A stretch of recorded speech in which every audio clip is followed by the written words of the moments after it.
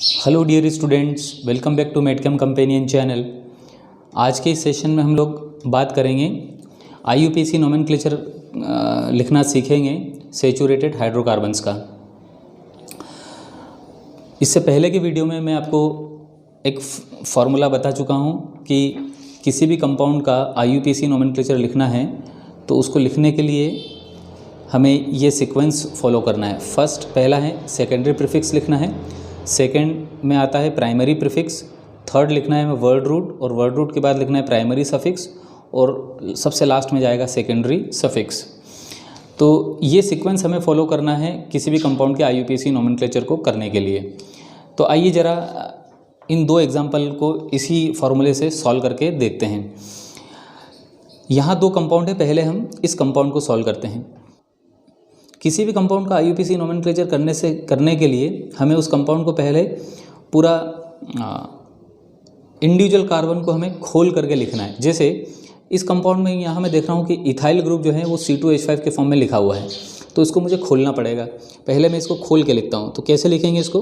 तो आइए ज़रा, ये CH3, ये CH2, ये CH, ये C, ये CH2 और ये CH3। अब ये जो मिथाइल है इस कार्बन पे, ये मिथाइल मैंने यहाँ लगाया और ये जो CH पे एक मिथाइल है, ये मिथाइल मैंने यहाँ लगाया।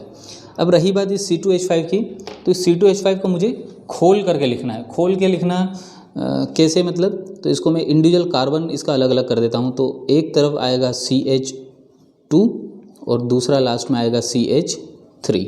ऐसे पहले कंपाउंड को खोलना है। कंपाउंड को खोलने के बाद आप क्या करेंगे कि जब कंपाउंड आपने खोल लिया तो उसके बाद आपको इसमें वर्ड रूट लिखना है। क्यों? क्योंकि हम पहले इस फार्मूले में देख चुके हैं कि हमें वर्ड रूट पता लगाना है और वर्ड रूट के पहले हमें प्राइमरी प्रीफिक्स लगाना है और वर्ड रूट के बाद प्राइमरी सफिक्स। तो हमें वर्ड रूट निकालना बहुत ज़रूरी है। तो इस कंपाउंड में वर्ड रूट का क्या मतलब? वर्ड रूट का मतलब होता है कार्बन की सबसे लंबी चेन। तो आइए ज़रा देखते हैं इसमें कार्बन की सबसे लंबी चेन क्या हो सकती है। तो अगर मैं इधर से काउंट करूं तो 1 2 3 4 5 6, ये 6 कार्बन की एक स्ट्रेट सीधी चेन बन रही है। और अगर मैं देखूं कि इधर से काउंट करूं तो 1 2 3 4 5 6, ये भी एक कार्बन की 6 कार्बन की चेन बन रही है। क्या और कोई चेन संभव है? तो ज़रा देखें, 1 2 3 4 5, ये 5 कार्बन का ही चेन बन रहा है। अच्छा ज़रा इसको देखें, 1 2 3 4 5, ये भी 5 कार्बन का ही बन रहा है। तो मुझे इस कंपाउंड में ये तो समझ में आ गया कि इसमें कार्बन की सबसे लंबी चेन क्या हो रही है, 6 कार्बन की। तो इसका मतलब मेरा वर्ड रूट क्या हो गया? वर्ड रूट जो है वो हो गया कार्बन, 6 कार्बन का chain C6। Word root select होने के बाद अब हमारे पास दो ऑप्शन है कि हम ये वाली चेन सिलेक्ट करें कि ये वाली चेन सिलेक्ट करें, स्ट्रेट चेन। तो चेन हमें वो सिलेक्ट करनी है जिसमें मैक्सिमम सब्स्टिट्यूएंट आपके कवर हो जाए। तो यहाँ देखें कि अगर मैं स्ट्रेट चेन सिलेक्ट करता हूँ तो उस कंडीशन में ये 2 मिथाइल सब्स्टिट्यूएंट हो जाएंगे, 2 और 1 इथाइल, मतलब टोटल 3 इथाइल सब्स्टिट्यूएंट हो रहे हैं। और अगर मैं ये वाली चेन सिलेक्ट करता हूँ, ये वाली, तो इसमें भी अगर मैं सिलेक्ट करता हूँ तो इसमें भी देखिए फिर ये इथाइल हो जाएगा और ये 2 मिथाइल, इसमें भी 3 सब्स्टिट्यूएंट आ रहे हैं। इसका मतलब ये है कि हम इन दोनों में से कोई सी भी चेन वर्ड रूट के लिए सिलेक्ट कर सकते हैं। तो मैं ये स्ट्रेट चेन सिलेक्ट कर रहा हूँ। अब स्ट्रेट चेन ये वाली अगर मैंने सिलेक्ट की तो मुझे नंबरिंग किधर से करनी है? 1 2 3 4 5 6 इधर से करूँ कि इधर से करूँ? 1 2 3 4 5 6। तो मुझे हमेशा वही डायरेक्शन में नंबरिंग करनी है जिस डायरेक्शन में हमारे सब्स्टिट्यूएंट का जो सम है वो सबसे कम आए। तो ज़रा देखिए, अगर मैं इसको इधर से नंबरिंग करता हूँ तो इधर से नंबरिंग करने पर जो सब्स्टिट्यूएंट का सम है वो सबसे मिनिमम इधर से नंबरिंग करने पर ही आ रहा है। आप इसको करके देख सकते हैं। मैं अभी जैसे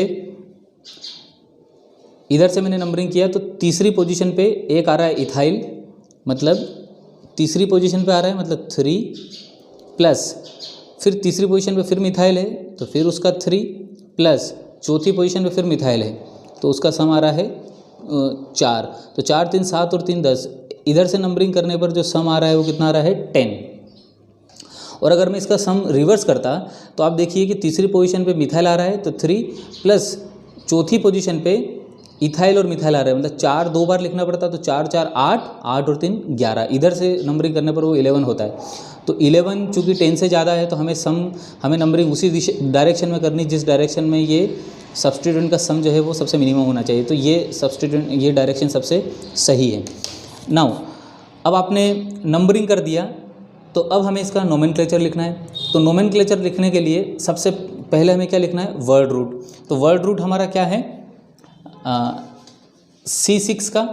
तो C6 वाले वर्ड रूट के लिए हमें क्या लगाना है, जैसे कि हमने पहले देख चुके हैं कि अगर 6 कार्बन का वर्ड रूट हो तो उसके लिए हम लगाते हैं हेक्स। तो यहाँ पर हमें लिखना पड़ेगा हेक्स। अब हेक्स के पहले जो लगेंगे वो प्रीफिक्स होंगे और हेक्स के बाद में जो लगेंगे वो सफिक्स होंगे। अच्छा, वर्ड रूट लिखने के बाद अब हमें इसके आगे प्रीफिक्स और पीछे सफिक्स लगाने हैं। तो आगे क्या लगाना है वर्ड रूट के, तो सबसे पहले आएगा सेकेंडरी प्रीफिक्स और उसके बाद आएगा प्राइमरी प्रीफिक्स। तो इस कंपाउंड में हमें हमारे सेकेंडरी प्रीफिक्स सबसे पहले लिखने। और सेकेंडरी प्रीफिक्स क्या होते हैं, सेकेंडरी प्रीफिक्स मतलब आपके अल्काइल ग्रुप या हेलोजन ग्रुप। तो इस पूरे मॉलिक्यूल में हेलोजन तो नहीं है, सिर्फ अल्काइल है। अल्काइल कौन कौन से, तो एक है मिथाइल, एक ये मिथाइल और एक ये इथाइल। तो अब हमारी जो मिथाइल है वो मिथाइल का अल्फ़ाबेट आता है M, इस मिथाइल का भी अल्फ़ाबेट शुरू होता है M, और इथाइल का अल्फ़ाबेट आता है E। तो अंग्रेजी के अल्फ़ाबेटिकल ऑर्डर में E पहले आता है, तो हमें E वाला जो लोकेंट है वो पहले, E वाला जो सब्स्टिट्यूएंट है वो पहले लिखना पड़ेगा। तो इसमें आएगा E, इथाइल। इथाइल कौन से कार्बन पे है, तीसरे कार्बन पे। तो आप देखें 3 इथाइल। अब उसके बाद आता है हमारा मिथाइल वाला सब्स्टिट्यूएंट। तो मिथाइल कौन सी पोजीशन पे, 3 और 4 पे। तो 3,4 और चूंकि 2 बार आ रहा है तो डाई मिथाइल। तो 3 इथाइल 3 4 डाई मिथाइल हेक्स। अब हमारे फॉर्मूले में क्या आ रहा है, सेकेंडरी प्रीफिक्स के बाद आता है प्राइमरी प्रीफिक्स। और प्राइमरी प्रीफिक्स जनरली हम साइक्लिक कंपाउंड में लगाते हैं, तो ये साइक्लिक कंपाउंड नहीं है इसलिए इसमें प्राइमरी प्रीफिक्स नहीं लगेगा। अब उसके बाद वर्ड रूट, तो वर्ड रूट हमने लिख दिया है। वर्ड रूट के बाद आता है प्राइमरी सफिक्स। तो प्राइमरी सफिक्स क्या होते हैं, तो प्राइमरी सफिक्स मतलब आपको ये देखना है कि आपका कंपाउंड में डबल बॉन्ड, ट्रिपल बॉन्ड या सिंगल बॉन्ड है। तो हमारी जो चेन बनी है इस चेन में कहीं पर भी डबल बॉन्ड नहीं है, कहीं पर भी ट्रिपल बॉन्ड नहीं है, सिर्फ इसमें क्या है, सिंगल बॉन्ड। तो सिंगल बॉन्ड के लिए जो प्राइमरी सफिक्स हम यूज़ करते हैं वो होता है एन। तो यहाँ हम लिखेंगे एन। अब प्राइमरी सफिक्स लिखने के बाद आपको सेकेंडरी सफिक्स लिखना है। तो सेकेंडरी सफिक्स हमारा क्या होता है, functional group, aldehyde, alcohol, ketone, Easter, acid, amide, acid chloride, इसमें से कुछ भी यहाँ पर दिख रहा है कि कुछ भी नहीं है, तो हम सेकेंडरी सफिक्स भी नहीं लगाएंगे। इसका मतलब हमारा फाइनल जो नेम है वो यही होगा। तो इस तरीके से इस कंपाउंड का जो फाइनल नेम है वो रहेगा 3 इथाइल 3 4 डाईमिथाइल हेक्सेन। ये हमारा कंपाउंड का IUPAC नाम हो गया। अब आइए इस कंपाउंड की बात करते हैं। इस कंपाउंड में सबसे पहले हमें क्या ढूंढना है, वर्ड रूट। वर्ड रूट मतलब सबसे लंबी कार्बन की चेन। तो सबसे लंबी कार्बन की चेन इसमें क्या हो सकती है, तो सबसे पहले हम इसको काउंट करते हैं स्ट्रेट वाले को। 1 2 3 4 5 6, ये 6 कार्बन एक साथ स्ट्रेट कार्बन में एक के बाद एक बंधे हुए हैं। तो इस तरह से काउंट करने पर 6 कार्बन की चेन आ रही है। अच्छा, 6 से ज़्यादा कार्बन की चेन हो सकती है क्या, आइए देखते हैं। अगर मैं इधर से काउंट करूँ 1 2 3 4 5 6 7, अच्छा ये जो नंबरिंग है इस नंबरिंग से अगर मैं देखूँ 7 कार्बन का चेन बन रहा है। चलिए, तो 7 से ज़्यादा भी हो सकती है, तो आइए देखते हैं। 1 2 3 4 5, इधर जाऊंगा तो भी 6 7, इधर जाऊंगा तो भी 6 7, तो इस तरह से भी 7 कार्बन की ही चेन बन रही। तो मैक्सिमम इसमें ये कार्बन की जो चेन बन रही है वो 7 कार्बन की बन रही है। ये हमें समझ आता है इस स्ट्रक्चर को देखने के बाद। तो 7 कार्बन की चेन मतलब हमारा वर्ड रूट क्या हो गया, 7 कार्बन वाला, C7 वाला। अब वर्ड रूट पता करने के बाद अब दूसरा हमें ये देखना है कि हमें चेन कौन सी सिलेक्ट करनी, क्या 1 2 3 4 5 6 7 ये वाली चेन सिलेक्ट की जाए या 1 2 3 4 5 6 7 ये वाली चेन सिलेक्ट की जाए। तो मैंने आपको पहले ही बताया है कि हमें चेन वो सिलेक्ट करनी जिसमें मैक्सिमम नंबर ऑफ सब्सटीट्यूएंट आपके कवर हो जाएं।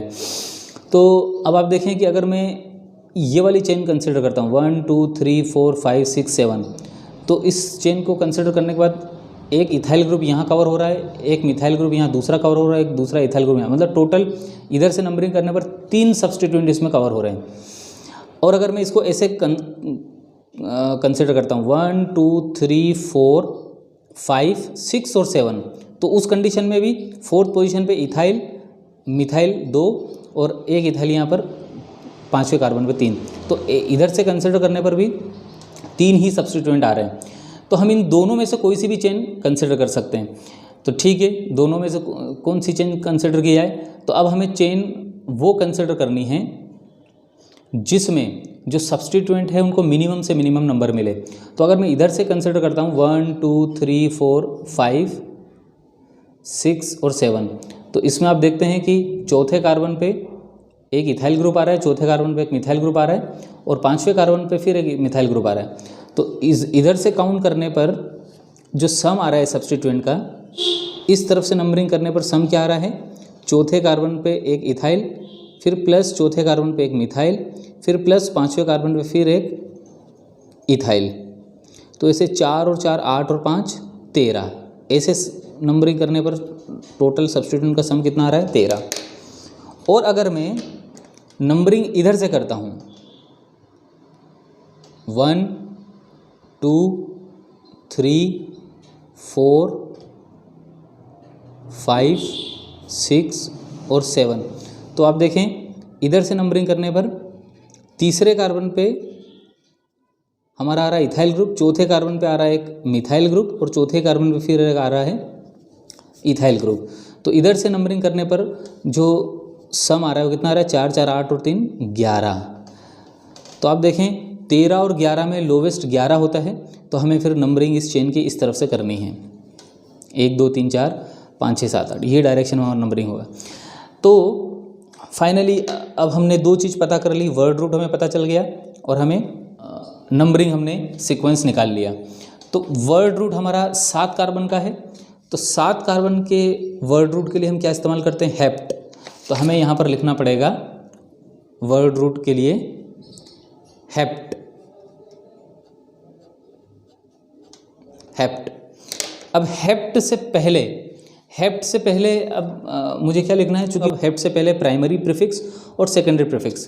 तो आइए सबसे पहले सेकेंडरी प्रीफिक्स की बात करें। सेकेंडरी प्रीफिक्स क्या होते हैं, तो सेकेंडरी प्रीफिक्स मतलब हेलोजन या अल्काइल ग्रुप। तो इसमें कहीं भी halogen, fluorine chlorine bromine iodine वाला कोई भी चीज़ नहीं, नाइट्रो भी नहीं है, तो इसमें अल्काइल ग्रुप है। तो इधर से जब मैं नंबरिंग कर रहा हूँ तो अल्काइल ग्रुप क्या आ रहा है, एक आ रहा है तीसरे कार्बन पे इथाइल ग्रुप, चौथे कार्बन पे मिथाइल ग्रुप और चौथे ही कार्बन पे फिर से इथाइल ग्रुप।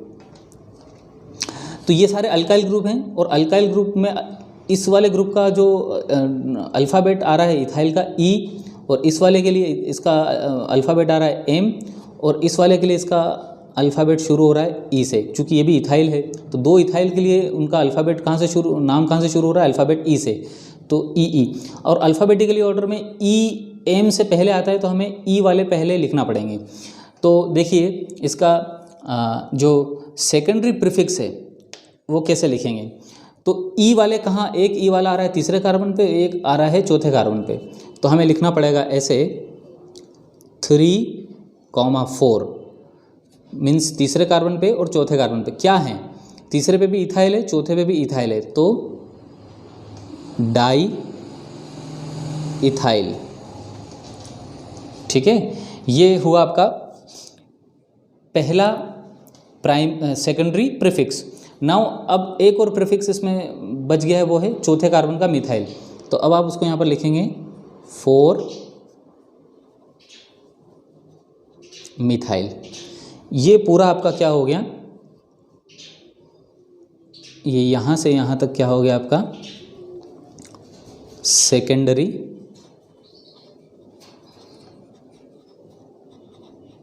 प्रीफिक्स। अब सेकेंडरी प्रीफिक्स को हमें जोड़ना है किससे? वर्ड रूट से। क्यों? क्योंकि सेकेंडरी प्रीफिक्स के बाद आता है प्राइमरी प्रीफिक्स, और प्राइमरी प्रीफिक्स सिर्फ साइक्लिक कंपाउंड के लिए, साइक्लिक जिसमें रिंग स्ट्रक्चर होता है उसी के लिए हम लगाते हैं। तो इसमें रिंग है नहीं तो ये लगेगा नहीं। तो अब हमें सीधा वर्ड रूट, और वर्ड रूट के बाद हमारा आता है प्राइमरी सफिक्स। तो प्राइमरी सफिक्स क्या होता है? तो प्राइमरी सफिक्स मतलब हमारे कंपाउंड के अंदर सेचुरेशन कौन सा है, डबल बॉन्ड है, सिंगल बॉन्ड है, ट्रिपल बॉन्ड है। तो इस जो चेन हमने सिलेक्ट करी है 1 2 3 4 5 6 7, इस पूरी चेन में कहीं पर भी डबल बॉन्ड नहीं आ रहा है, नहीं ट्रिपल बॉन्ड आ रहा है, सिर्फ सिंगल बॉन्ड से ही ये चेन जुड़ी हुई है। तो सिंगल बॉन्ड वाली चेन के लिए हम जो है क्या लगाते हैं? एन। तो जो सफिक्स लगता है प्राइमरी क्या आता है? एन। तो ये एन लिखा। एन के बाद फिर हमें लास्ट में इसमें जोड़ना है क्या? Secondary suffix. और सेकेंडरी सफिक्स क्या होता है? जितने भी फंक्शनल ग्रुप हैं वो सेकेंडरी सफिक्स में आते हैं, जैसे acid, aldehyde, ketone, ether, acid chloride, amide, acid anhydride, ये सारे फंक्शनल ग्रुप है। तो हमारे इस पूरे कंपाउंड में ये जो चेन है, इस चेन में कहीं पर भी कोई फंक्शनल ग्रुप नहीं आ रहा है, तो हम वो भी नहीं लिखेंगे। तो हमारा नाम जो है फाइनली यही रह जाएगा। तो अब इसको, ये आपका सेकेंडरी प्रीफिक्स हो गया, ये हो गया आपका वर्ड रूट, और ये आखिर में रह गया इसमें, ये क्या है? Primary suffix. अब इन तीनों को जोड़ दो